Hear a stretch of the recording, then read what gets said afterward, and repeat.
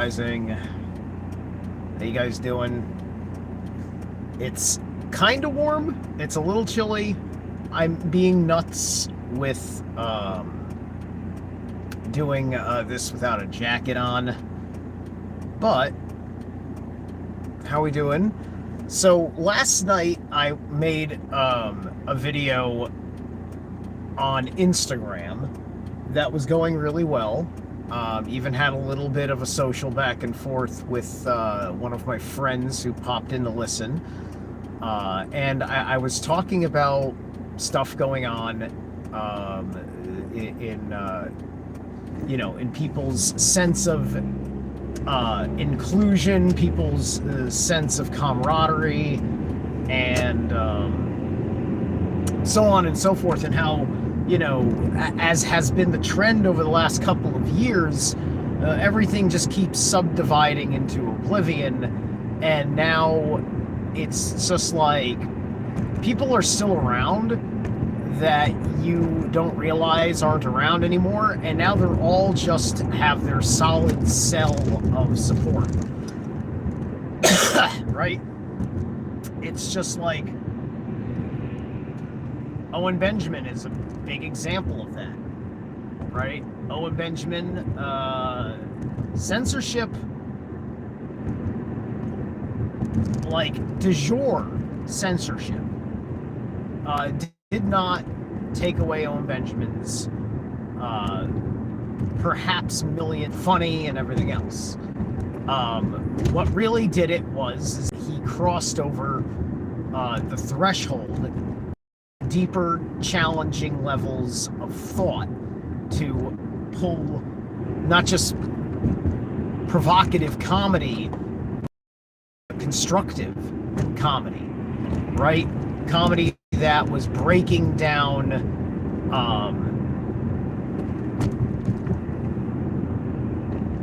people's problems in juxtaposition to the state of the world.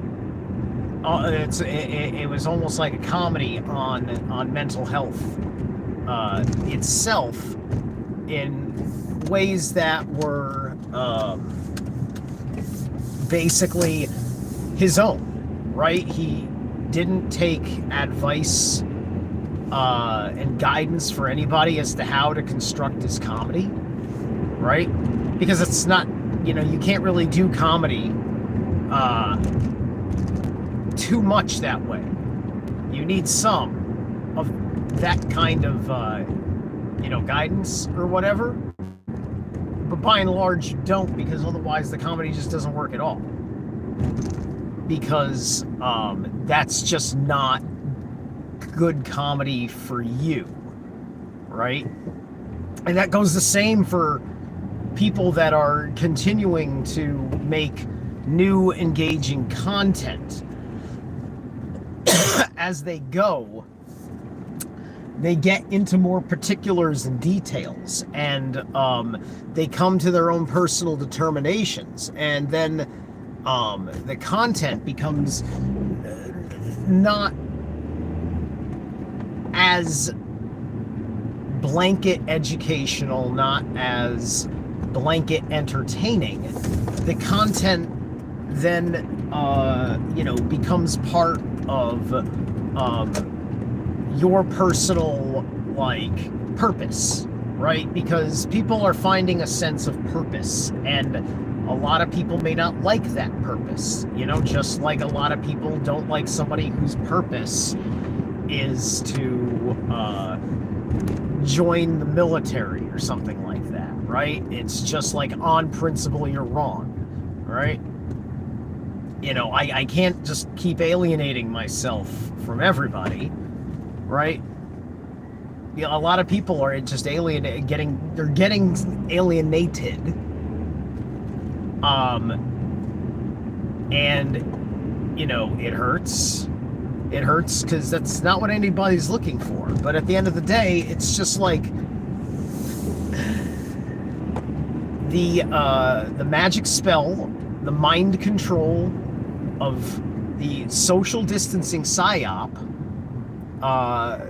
was a success because it works within the planetary disposition of Pluto and Aquarius, right? This is all Pluto and Aquarius stuff. Even if Pluto might be in Capricorn right now, it's cusping. It's technically an illusion that it is in Capricorn, right? Because it's retrograde. It is technically in Aquarius. We just have to kind of swing back around to get the angle straightened out. So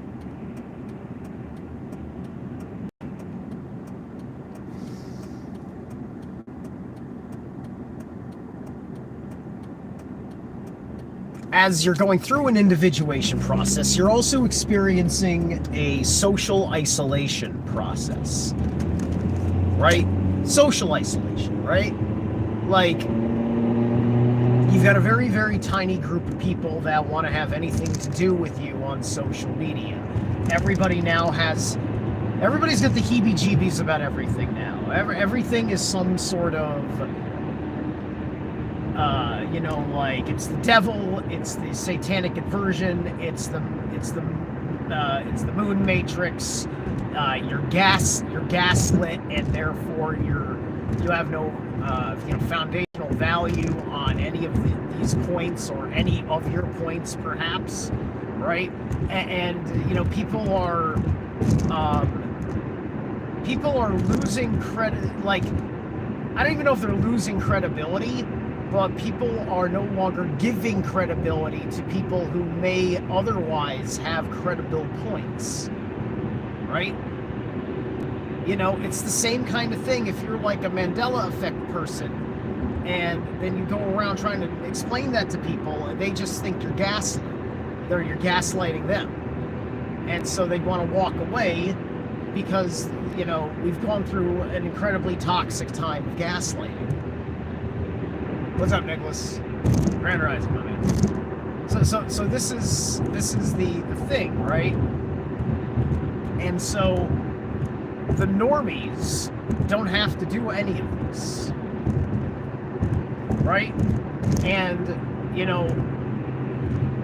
I'm getting along just fine with them. It's the people that I would otherwise probably still agree with 2 or 3 years ago. They're the ones that are now in these subdivisions. Many of them brought together by the divide that the normies were putting on us for finally calling them out on them gaslighting us with the whole illusion of their freak show, right? The freak show perpetuated on media and mainstream social medias, right? Television, high level sponsored YouTube, so on and so forth. These guys, part of the control grid, and then other various mouthpieces, athletes, celebrities, so on and so forth, all off of those emotional appeals. And now, since their spirit has been slain, now we are going after each other's, because we're looking at a world that is it's got a lot more hardship because of the economic suffering that we're putting ourselves through needlessly, through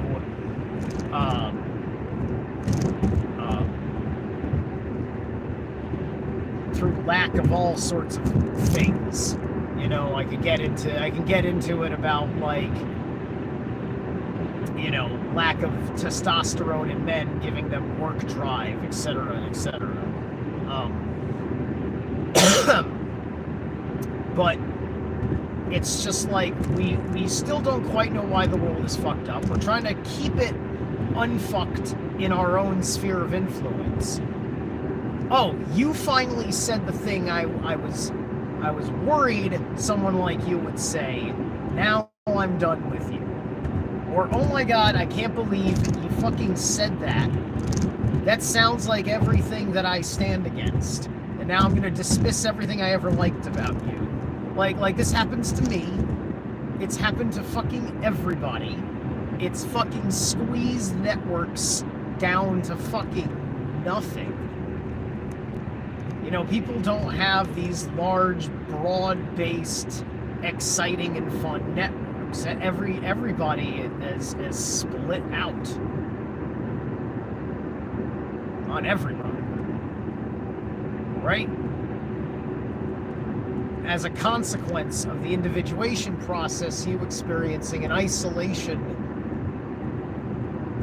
period. And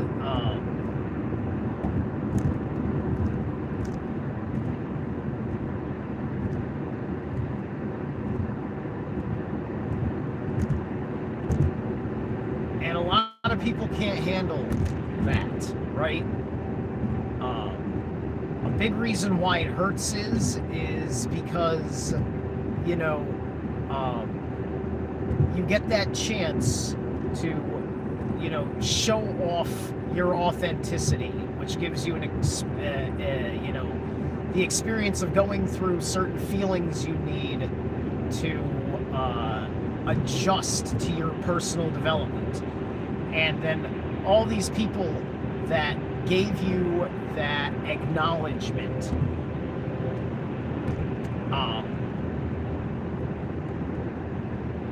are now disavowing that acknowledgement. Some of them are trying to take it back. Some of them are trying to attack you, like as if you betrayed them. Right, you know, this is a different kind. This is like having your own personal zealot against you, right? That you created. You created your own zealot. You know, and then like you wonder how the hell you're getting attacked, left and right, so on and so forth.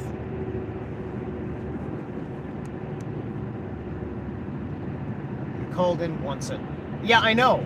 The Phoenix Enigma. I am friends with Corey and Alicia. I wish that they'd they'd come back into the fold, but I think that they need to do some. I don't know. They need to figure out what they want to make content about. I guess, right? Because I can see why they wouldn't want to be in the fold now, because the world has changed in such a way where delivery of the message the way that Corey and Alicia do it, I think, was not going to work anymore. It only worked in the prior world. It worked in the other world. And the hardest time people will have with things is when something doesn't work in the world anymore. And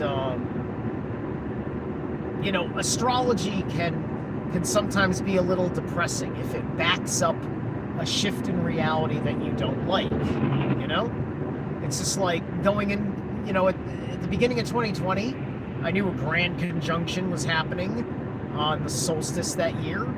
I knew that, you know, that this was supposed to be a fairly significant year. And I knew I was probably going to feel something. It was going to be all sorts of interesting, strange, exciting. But the, you know, truth is that it was absolutely fucking devastating in ways that I really just didn't think that. Like, it was the first time I really saw humanity having a pre-programmed automatic reaction to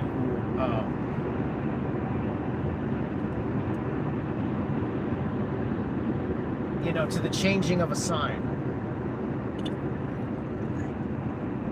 in such a fashion, right?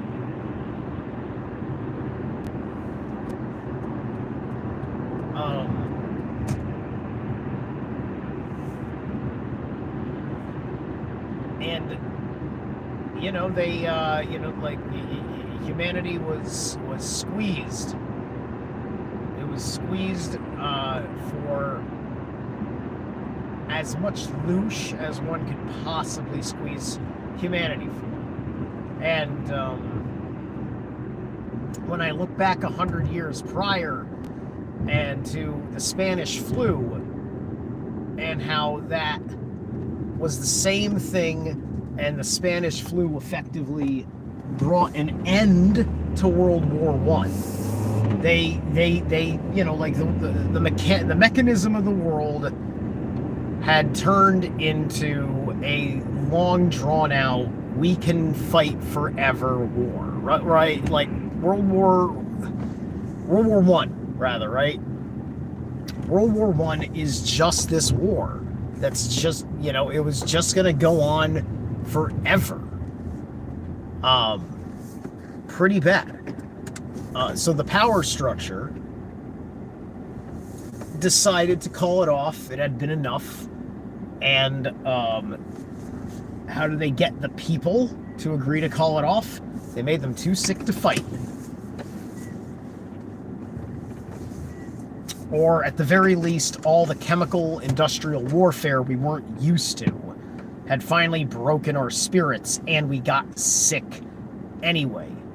And thus the Spanish flu, which would have not been nothing, destroyed us because our immune systems were wrecked from a decade of war.